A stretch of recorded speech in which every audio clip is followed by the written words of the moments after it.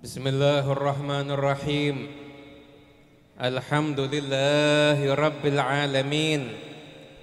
Allahumma salli wa sallim ala sayyidina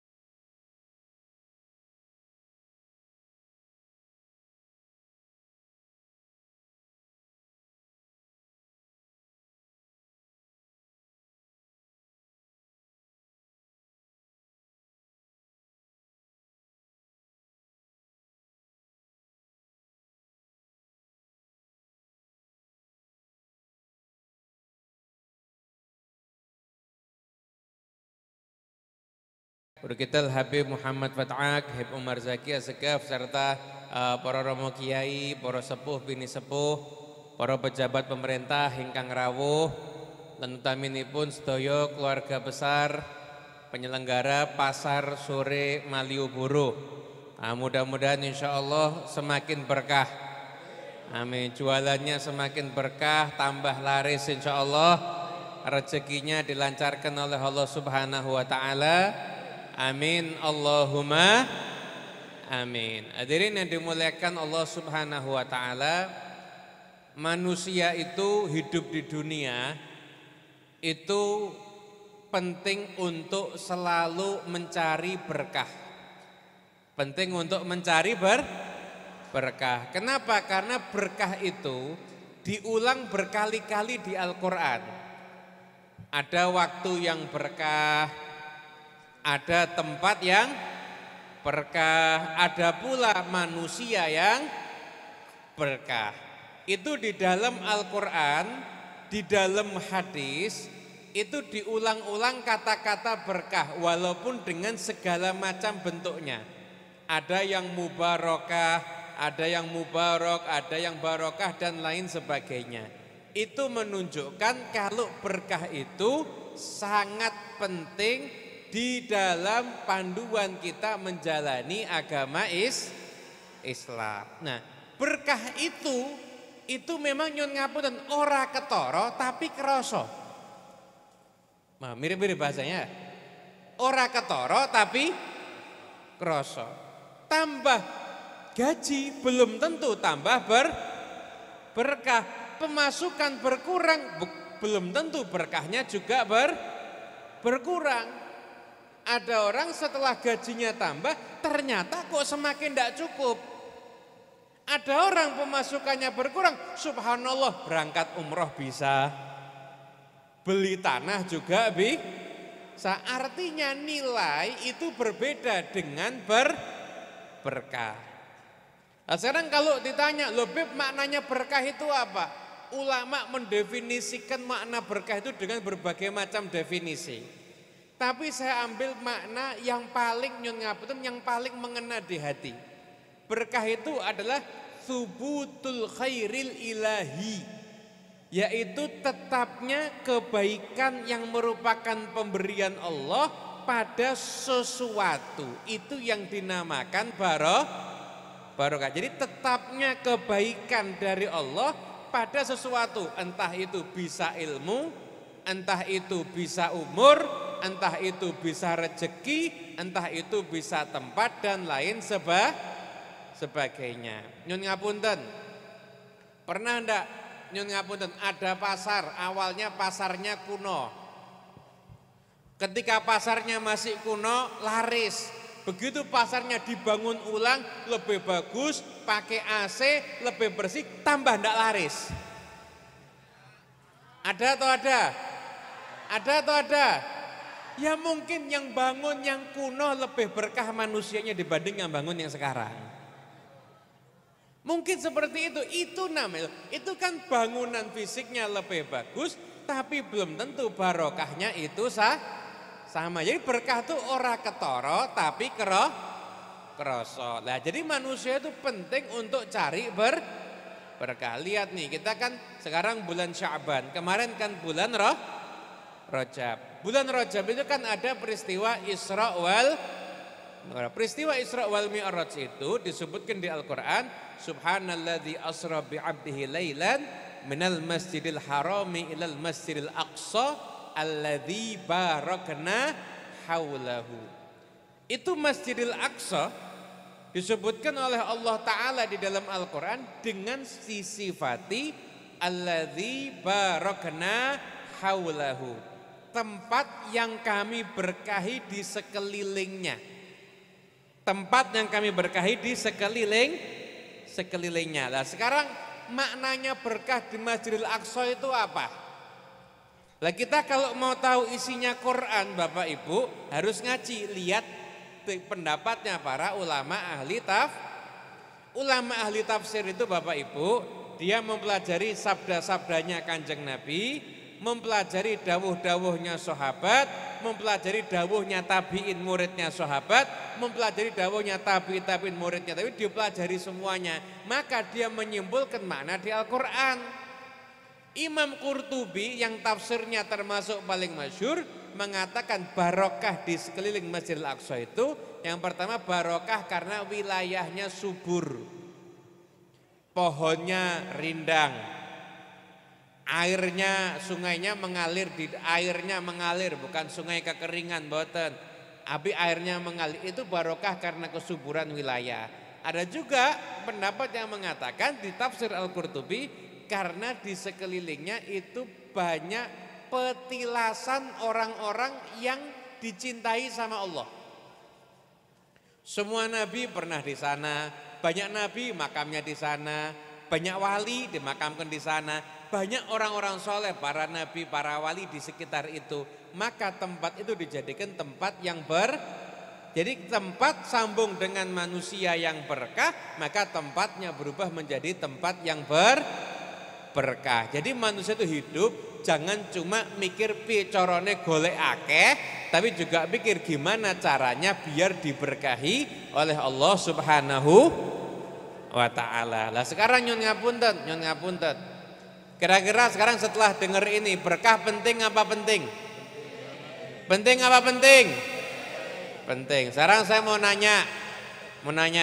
Bu, halo.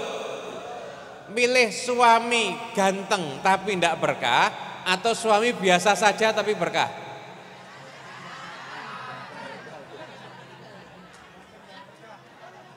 Kalau ada yang jawab ganteng tapi berkah berarti meragukan kekuatan keberkahan. Pak, halo. Milih bojo ngamuan tapi berkah. Kalau ngamuan tapi tidak berkah biasanya Pak ya. Nah, pokoknya hadirin yang dimuliakan Allah Ta'ala, berkah itu penting. Lah sekarang gimana caranya cari berkah? Gimana caranya cari berkah? Itu ada seseorang yang namanya Hakim bin Hizam. Hakim bin Hizam ini pernah dinasihati sama Kanjeng Nabi. Nasihatnya tuh kalau bahasa kekiniannya gini, harta itu ijo nyenengke. Duit iki nek disawang nyenengke. Ngene apa nggih? Jenengan nek dikon nyawang gunung sama nyawang sak gudang isine dolar tok, milih pundi? Kan lebih nyenengke nyawang gunung duit ya kan? Duit itu kalau dipandang menyenangkan, apalagi kalau Nah, tapi kata Kanjeng Nabi begini, man akhadhaha bisa khawati nafsin burikalahu. Orang itu kalau dia nerima duit, nerima harta, tapi bisa khawati nafsin dengan kedermawanan jiwa, maka harta yang diterima itu akan diberkahi oleh Allah Subhanahu wa ta'ala. Maksudnya menerima harta dengan keberkahan jiwa itu gimana? Nerima hartanya bukan dengan ambisi. Oh iki pokok iki sora entuk metu iki pokoke kudu tak pek iki kudu ngene. Itu namanya nerima dengan ambisi, dengan tapi nerima dengan ya insyaallah mudah-mudahan berkat ini saya bisa menjadikan harta ini manfaat untuk orang lain, untuk nulung tiang sepuh, untuk nolong misalkan keluarga yang nggak mampu, untuk membiayai orang lain. Tapi ya ada harta untuk kita, tapi kita juga mikir dalam harta ini ada kepentingan orang lain yang akan kita berikan, maka yang nerima harta dengan cara seperti itu hartanya akan diberkahi oleh Allah Subhanahu. Jadi nompone duit itu nompone seneng. Kenapa? Karena ini bisa bermanfaat baik untuk dirinya biar dia nggak minta-minta sama orang lain, atau bisa bermanfaat bagi dia untuk beramal kepada orang. Nah, kalau yang nerima duit nerimanya model begitu, maka insya Allah akan diberkahi oleh Allah Subhanahu wa ta'ala. Mula nggih nyun mapun jenengan nih misi iki kadang pas pasare ini kok duit alhamdulillah pemasukan tambah, tapi kok apa-apa ndak tahu cukup ya. Gue iki kurang, gue iku kurang dan sebagainya. Itu berarti ketika nerima kurang berkah. Jadi kalau kita menerima duit, kondisi nerima kita itu yang menyebabkan harta kita itu bisa diberkahi oleh Allah Subhanahu wa ta'ala. Itu yang bisa menjadikan sebab turunnya berkah. Bapak Ibu yang dimuliakan Allah Ta'ala, saya kasih contoh ya, saya kasih contoh. Ini tuh kalau dagang di pasar ngitung duitnya kapan? Malamnya? Oh closingan ya? Closingan malam tutup kemudian baru ngitung tiba-tiba Masya Allah hasil dagang malam ini alhamdulillah 2/2,5 miliar. Alhamdulillah yang amin banyak. Lek ndak amin berarti bakat kiri. Dongake sugih angel. Oh amin. Ya kalau telat ya tinggal 1 M berarti. Closingan dapat misalkan 2,5 mil. Amin Allahumma. Jangan kalau mikirnya gini, alhamdulillah malam ini rezekinya banyak. Tenggenti yang sepuh kula itu rumahnya bocor, atapnya kamar mandinya rusak, aku pengen dandani. Adikku hidupnya kekurangan, utangnya akeh, aku pengen ngasih, siapa tahu iso nggo nyaur utang. Ini ada tetangga saya kesian, saya mau, ini ada yang sakit. Jadi mikirnya itu bukan cuma mikir, seneng rekeningku kebak bariki, bukan cuma itu, tapi mikir di harta itu ada manfaat untuk orang lain, untuk amal sekalipun itu bukan orang lain. Seperti orang tua sendiri kan bukan orang lain, ya kan? Kan bukan orang lain. Adik sendiri kan itu kan keluarga, ada manfaat untuk orang selain kita, maka itu insya Allah menjadikan harta kita diberkahi oleh Allah Subhanahu wa ta'ala. Hidup itu Pak kalau sudah berkah kabeh cukup, penghasilan yo keteke pas-pasan, munggah haji yo iso, mangkat umrah yo iso, dandani omah yo iso, mantu orang nganggo utang. Enak apa enak? Itu tanda kalau harta diberkahi sama. Lah pengen enggak hartanya diberkahi Allah? Lah kalau nerima harta caranya begitu. Ini yang ngajari Kanjeng Nabi, man akhadhaha bisakhawati nafsin. Yang nerima harta itu dengan jiwa, kedermawanan jiwa, maka insya Allah akan diberkahi oleh Allah Subhanahu wa ta'ala. Ada juga cara yang biar hartanya diberkahi ini khusus untuk para pedagang. Ini ilmunya Kanjeng Nabi untuk para pedagang. Ilmu Kanjeng Nabi untuk para pedagang. Kalau ada orang dagang, dia jujur. Dia misalkan jual barang, misalkan jual kebetulan batik ada bolongnya, ada sobeknya dikit. Dia bilang, maaf ini batiknya harusnya harga sekian, cuma karena ada sobeknya, ini ada aibnya nih, ini saya kasih kamu harga sekian, lebih murah. Keuntungannya dia lebih sedikit, karena dia nyeritakan kalau barangnya ada kurangnya. Atau ada orang, wis jo nganti ketok wis tutupi wae dilempit engko didol sing larang. Kan bisa dua kemungkinan.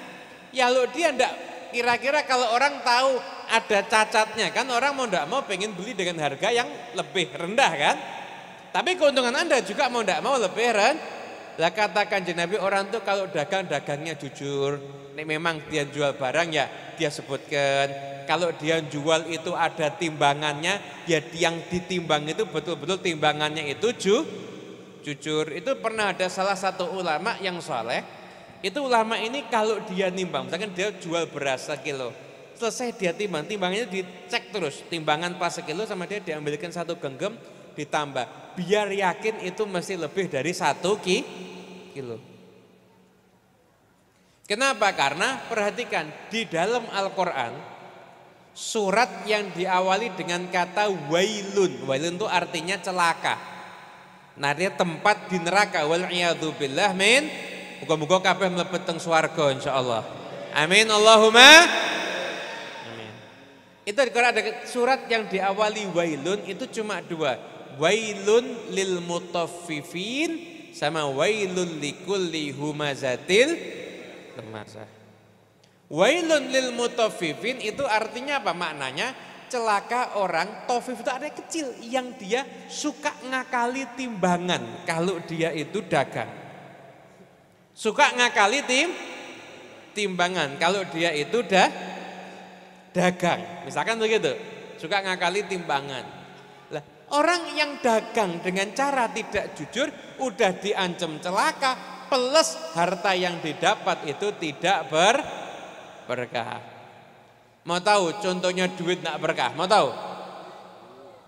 Ada orang dapat duit, wakeh, kelihatannya banyak, diterima duitnya, tapi nggak berkah. Anake loro, nambah ke dokter, bayar apa bayar?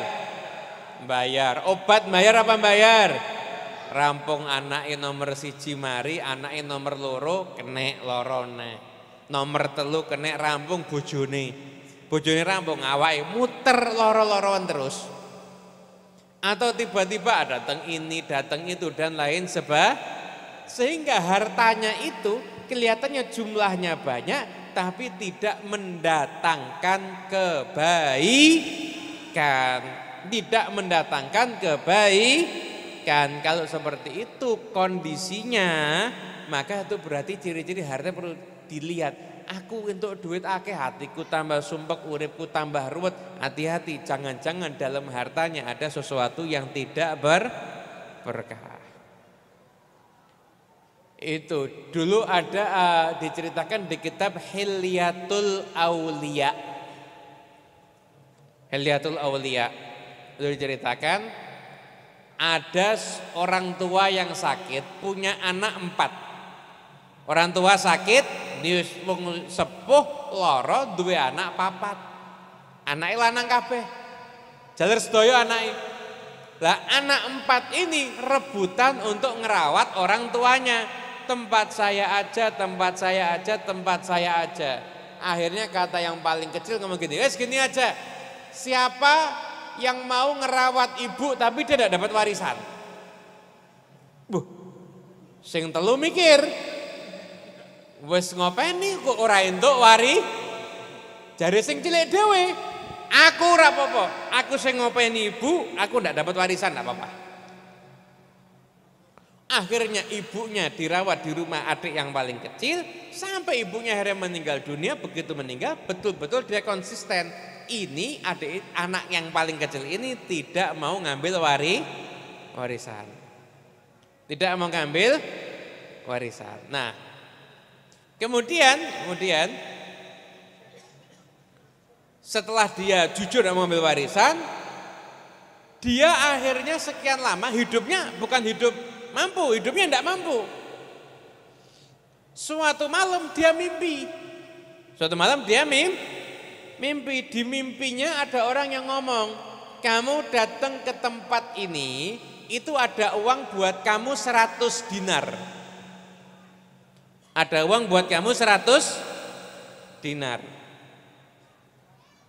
Yang adik ini di mimpi tanya, barokah enggak? Enggak.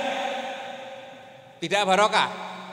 100 dinar itu Pak, 1 dinar itu sekarang 2,5 juta. Kurang lebih, uang emas. 1 dinar berarti berapa? 250 juta. Banyak apa dikit? Lumayan. Ya separuhnya jenengan yang di pasar sore ya kan? Dan malam kan dapat separuh apa di atasnya itu 2 kali lipat insyaallah. Amin ono sik pokoke sekolah tekan dhewe insyaallah. Nah, itu kata nggak ada barokah enggak mau. Bangun tidur cerita sama istrinya, salahnya itu cerita sama istri. Langsung ngomong sama nyonya. Ndek bengi mimpi, tadi malam saya mimpi. Mimpi apa? Ada yang nawari duit. Berapa? 100 dinar. Ambil. 100 dinar lumayan, 250. Tak kredit mobil lumayan. Rumah KPR dulu tapi. 100 juta. 100 dinar. Ambil. Enggak, saya tanya ada barokahnya apa enggak barokah. Loh, itu kalau sudah kamu ambil nanti jadi barokah. Oh, pinter loh akalnya wong wedok ya toh. Kene wis mbok jiko engko dadi barokah, kowe nggo nguripi bojomu ki barokah. Kok malah ra mbok jiko ki piye? Lumayan. Enggak barokah enggak mau. Wis enggak tahu tuh bojone merengut pirang dino kuwi, wallahu alam. Nah, setelah itu mimpi lagi, ketemu sama orang yang sama. Bilang, ada buat kamu 10 dinar. Buat kamu 10 dinar. Tanya, barokah enggak? Enggak barokah. Ya udah enggak mau. Bangun tidur mimpi lagi. Bangun tidur cerita lagi sama istrinya. 10 dinar gimana? Diambil? Enggak barokah. Wow, ngomel lagi. Wis ngomel. Kalau yang pertama itu cuma kultum ngomelnya, sekarang udah tabligh akbar. Sudah skala ngomel tabligh akbar. Yang bahaya kalau sampai khutbah Jumat, Pak. Nah, bahkan ada khutbah kedua, ada khutbah pertama, ada khutbah yang enggak. Berarti ngomel sih lungguh ngomel meneh. Belum ditambah lagi khutbah istisqa, minta hujan. Tambah lama lagi nanti. Ngomel lagi. Enggak barokah, enggak mau. Nggak lama lagi, mimpi lagi. Ada buat kamu. Berapa? 1 dinar. Barokah enggak? Barokah. Diambil 1 dinar, Pak. 1 dinar di masa itu tuh enggak banyak nilai, enggak begitu berarti. Sekarang ini sekarang kan kita 2,5 juta, tapi waktu itu enggak begitu berarti. Akhirnya uang itu dibuat beli kebutuhan pokok. Di antaranya beli untuk lauk, beli ikan. Ikannya sepasang, beli ikan 2. Diambil ikannya sampai rumah dibelah, ternyata di dalam ikannya ada mutiara yang indahnya luar biasa. Mutiaranya top sangat istimewa mutiaranya. Nah, mutiaranya itu ada 2, mutiaranya ada 2. Iseng sama dia diambil 1, pengen tahu harganya. Sama yang nanti yang ngerawat ibunya tadi loh ya, atau orang tuanya tadi itu loh, yang mencarinya hidupnya cari barokah. Datang dia nawarkan ke pasar, pas ada utusan raja pengen mutiara yang paling bagus. Semua yang menawarkan mutiara enggak ada yang suka. Dia nawarkan mutiara. Kalau mutiara saya gimana? Wah, ini bagus, ini yang raja mau ini. Ini yang raja mau dibawa, ditunjukkan ke raja, kata raja ini yang saya suka. Ya udah, kalau gitu sekarang bayarannya untuk kamu adalah emas seberat yang bisa dibawa unta. Unta itu bawa 50 kilo, 100 kilo, jadi emas 100 kilo. Itu Bapak Ibu, emas 100 kilo itu kalau dibuat beli es dawet, Jogja banjir itu, tekan Wates banjir insya Allah. Loh, emas berapa kilo itu? Kurang lebih 100 kilo. Raja senang, itu sudah raja ngeluarkan emas segitu itu masih senang. Kata raja, iki kudune nek gandengane. Kata raja, kamu beli lagi sama gandengannya, kalau dia punya bayar 2 kali lipat. Akhirnya ada gandengannya, ada, dibayar 2 kali lipat. Berarti kalau itu orangnya jadi kaya apa enggak? Kaya. Pintunya dari mana? Dari barokah. Dia orangnya barokah. Kenapa? Ngerawat orang tua. Orang tua itu berkah apa enggak? Berkah apa enggak? Orang tua dirawat berkah, kerjanya halal juga berkah. Niatnya selalu ingin mencari barokah. Hasilnya yang didapatkan juga barokah. Lanjut dengan pengen apa enggak? Pengen apa enggak? Nah kalau pengen diberkahi sama Allah, uripe didandani. Hidupnya dibenarkan. Ini kalau pas buka pasar sore, maghribnya jangan sampai ninggalkan sholat. Kalau maghribnya sholatnya ditinggal, dari mana rezekinya mau barokah? Tetap melaksanakan walaupun cepet tidak apa-apa. Sholat itu yang penting jenengan ada wudu, gelar sejadah suci ngadep kiblat, sholat sing wajib-wajib dok, takbiratul ihram Allahu Akbar, maca Fatihah, langsung ruku, i'tidal, ruku seukuran subhanallah, i'tidal seukuran bacaan subhanallah, diam sejenak, sujud, duduk, sujud, ngadekne Fatihah meneh. 3 rakaat cukup. Tapi rezekinya insya Allah barokah. Lah kepingin rezeki berkah tapi ninggal sholat gak jadi berkah. Kepingin rezeki ini berkah di HP isinya maksiat. Grup WA isinya rasan-rasan. Ayo, wonten apa mboten? Wonten apa mboten? Wonten. Ndi wonge ngacung? Ngacung kabeh engko akhirnya.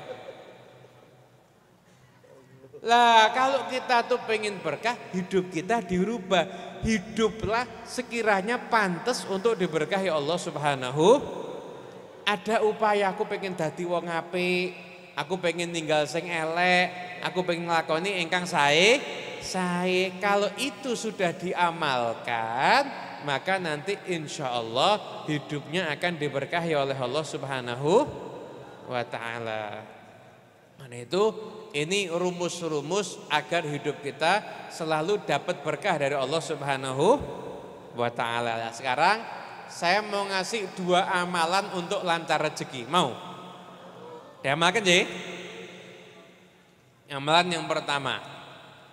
Amalan yang pertama yaitu kalau masuk rumah, bisa masuk rumah atau ketika buka toko. Saya tanya ini kalau buka toko kan ada yang masih bongkar pasang gitu kan, gerobak nyurung dan sebagainya. Itu ketika mau buka toko atau ketika masuk rumah itu baca masuk rumah assalamualaikum warahmatullahi wabarakatuh. Di dalam ada orang nggak ada orang pokoknya assalamualaikum warahmatullahi wabarakatuh. Setelah itu salam sama kanjeng Nabi Muhammad SAW. Assalamu alayka ayyuhan nabiyyu wa rahmatullahi wabarakatuh. Itu. Nah setelah selama kanjeng Nabi baca surat Al-Ikhlas Qul huwallahu ahad sebanyak 1 kali. Ini hadis saya baca di kitab Tafsir As-Sawi disebutkan dengan sanadnya. Pernah kejadian terjadi di rumah pada sahabat Nabi SAW. Sahabatnya Rasulullah SAW itu ngeluh, ya Rasulullah jadi orang melarat udah capek. Dunia ini saya kejar kok kabur terus dari saya. Saya kepingin jadi orang yang mampu. Saya kepingin jadi orang yang mampu. Maka sama Nabi diajarkan amalan itu. Begitu diamalkan sahabat itu rezekinya lancar. Akhirnya ini jadi amalan para ulama kalau pengen rezeki lancar. Masuk toko, masuk rumah, amalkan tadi. Gampang apa gampang? Pertama tadi apa? Assalamualaikum warahmatullahi wabarakatuh. Yang kedua salam sama kanjeng Nabi. Yang ketiga membaca surat Al-Ikhlas. Paham ya?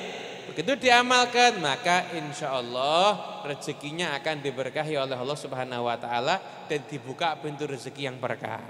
Amin Allahumma amin. Kemudian yang kedua, jenengan ini kan Jualan sambil zikir kan bisa. Sambil jualan tuh sambil kantong ono tasbih, mau tasbih elektrik, sambil kantongi tasbih sambil zikir.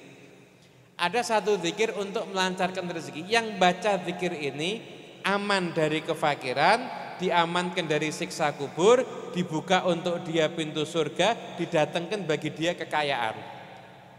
Baca apa? Baca la ilaha illallah al-malikul haqqul mubin 100 kali setiap hari.